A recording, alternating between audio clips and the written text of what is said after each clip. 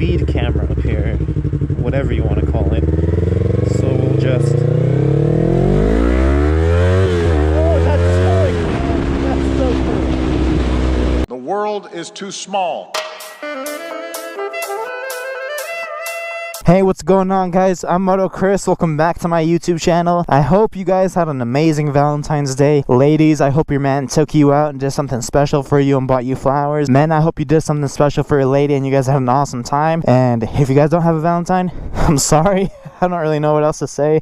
Hope you figure out your love life soon. But in this video, we're gonna go on a ride on my heavily modified 2019 Yamaha R3 now. I say heavily modified in quotation marks because I've only done a few but very important performance mods. I'll run you through all the mods that I have here right now, but just as a disclaimer, I don't have a power commander on here, and that's probably, you could argue, one of the best performance mods you could do to an R3. But just the mods that I have on here right now changed the bike up so dramatically that it went from being docile and friendly to not so friendly. I wouldn't recommend this bike in the state that it's in right now to learn on. I just wouldn't, because it's so different from when it was stock. Let me walk you through quickly all the mods that I have on here, and then we'll jump on and go for a ride and we can talk about them further. But I did take the fairings off of my bike. That's just something cosmetic. It's not going to be like that permanently. The fairings are coming back on once I get the new ones in from Japan. That could take a minute, but in the meantime, I just wanted to have a little bit of fun and ride it around as a naked Street Fighter R3. Why not? You know, it's my first bike. I'm just going to have a little bit of fun. When the fairings get here,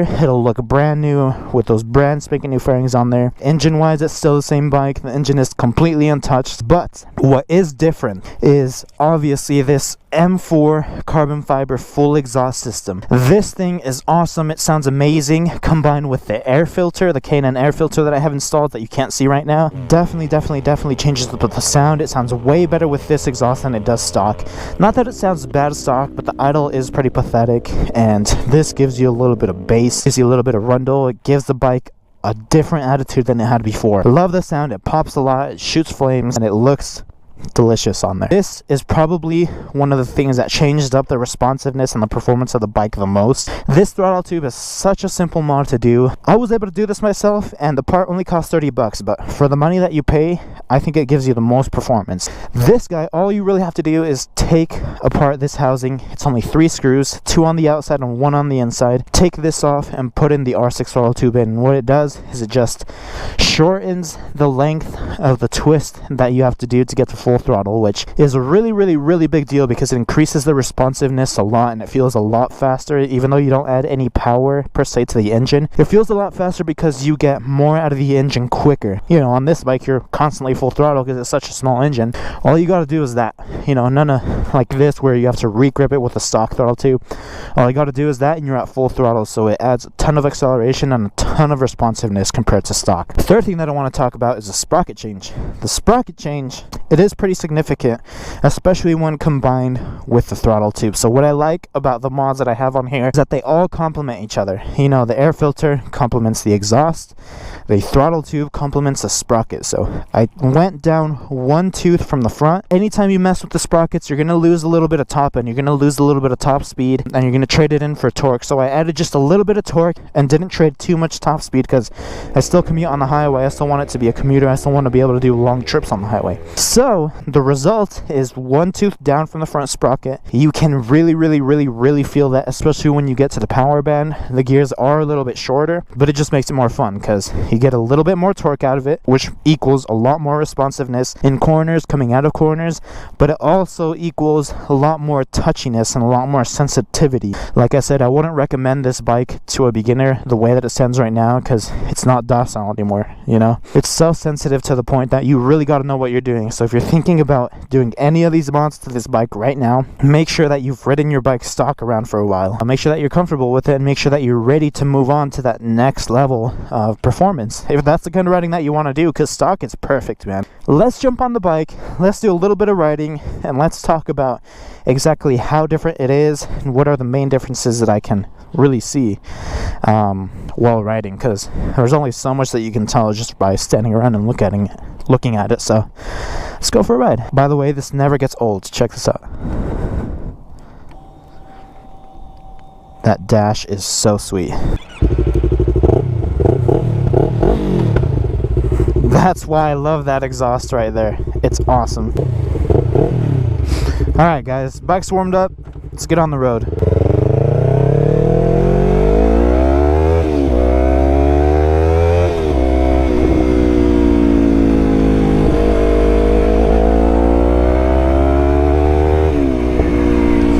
So that's what I mean, that the bike sounds so much better with that M4 exhaust on there. As you can tell, it's a lot meatier, it's a lot beefier, and it's a lot more manly than it sounds stock, which I think helps because, you know, you're riding a small displacement bike. A lot of dudes like to dog on people who ride small displacement bikes. There's nothing wrong with it, you know. It's designed to be beginner friendly.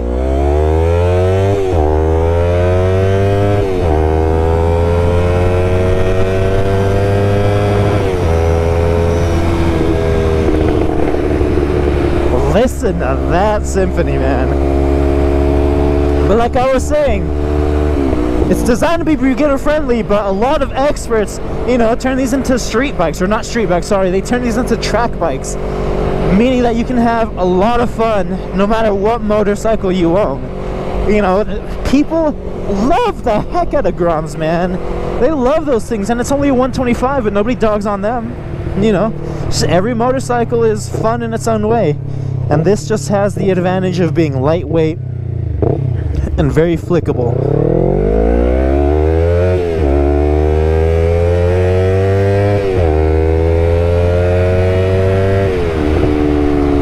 I smell manure.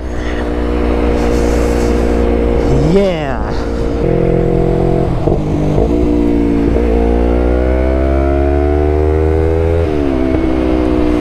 So apart from the exhaust, let's go back to this R6 throttle tube. This throttle tube makes it just so much easier to just accelerate, you know, like I'm barely twisting it right now, and it's like the equivalent of twisting the stock throttle tube a quarter way. So it just makes everything easier. It makes the get up and go easier. It makes downshifting easier.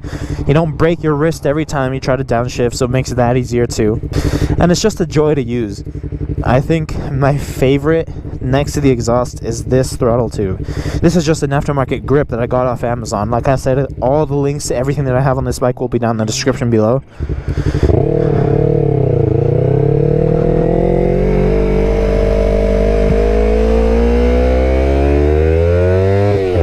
But even right here, you know, to get to full throttle, you just turn it on, man. Just turn it on and it pulls you way harder. Way harder. Even in 6th gear. You know, we're sitting at like 6,500 RPM. Just pull it and you get a lot more pull than you would stock. And I changed my mind last minute. I'm gonna go this way.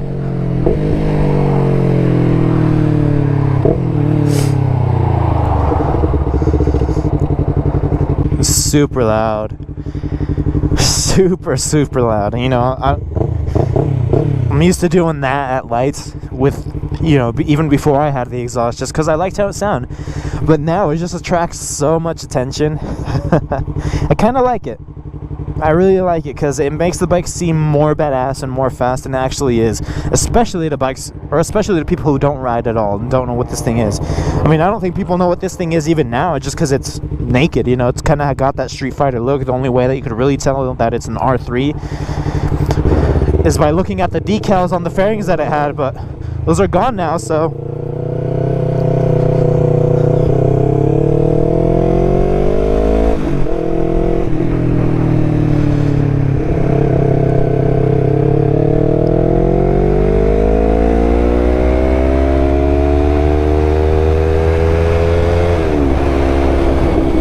I was barely touching that throttle right there. And it was still pulling me. It was getting me by just fine.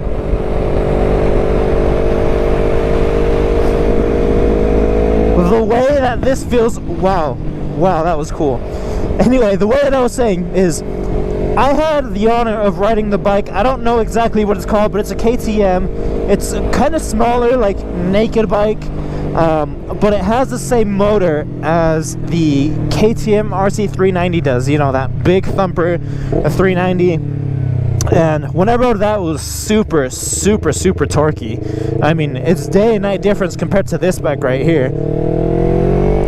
But now, in the way that this bike stands right now, it's somewhere halfway between the stock R3 and that RC390 motor. That's what it feels like to me right now, which is a very significant performance boost, if you ask me. It's very significant. Now, obviously, no matter how much you modify your R3, it's never going to be a Ninja 400. You know, it's never going to be an RC390. It's never going to be a 600. But that's not the point, because this bike is in a completely different class than all of those bikes. You know, the suspension is different. It's a little bit friendlier than the RC390 as far as commuting. And in my opinion, it looks a lot better than the Ninja 300 does. Oh, dude, that sucks.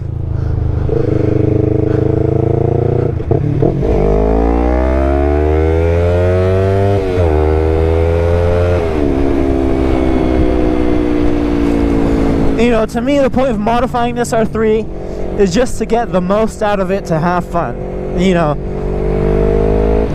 nothing is going to be able to replace buying a bigger bike, because at the end, you know, it's going to be a bigger bike. It's completely different. But I've fallen in love so much with this bike that I want to treat it right. You know, I want to get all the goodies, and I want it to be the best version that it can be for me.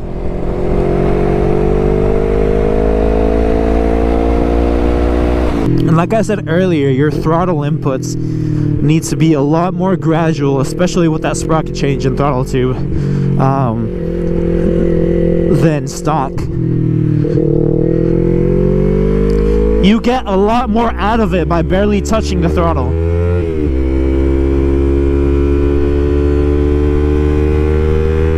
Which can be a bad thing if you're not expecting it, but a good thing if you're used to it and you want to have a little bit more fun.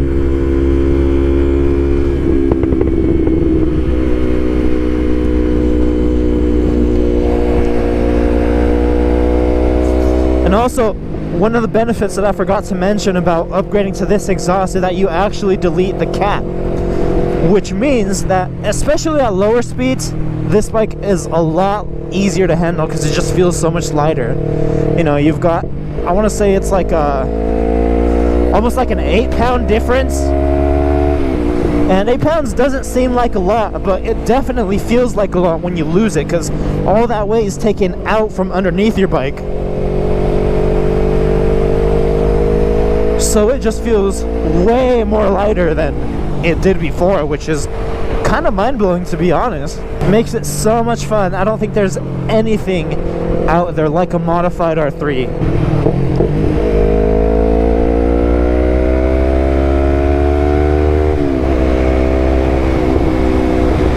Like even this stuff, you know, even if you want to get a little bit aggressive,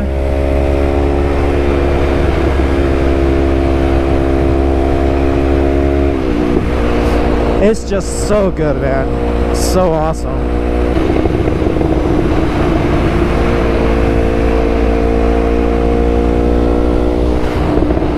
Overall, to me, this feels like an R3.5, which sounds kind of silly, but it really does. I mean, the difference is there. It's unmistakable. I was really doubtful with the exhaust and the throttle tube, you know, like, is it really going to be that much of a difference? But it turned out that it was. You know, the first time that I pulled out of my garage and rode the first couple feet, it was like, I mean, I feel it, but I don't, you know. So if you install some of these mods on here, I guarantee you that even if you don't feel it in the first 2 minutes or even 5 minutes of riding, you'll definitely feel it and notice it after the first 10 minutes of riding. I guarantee you that. If you get out on the road and you open it up, you'll feel it, man.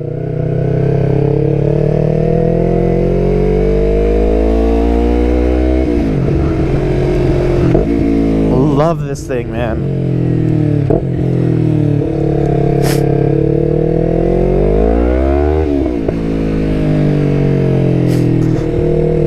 Everything about this bike, everything is just so good.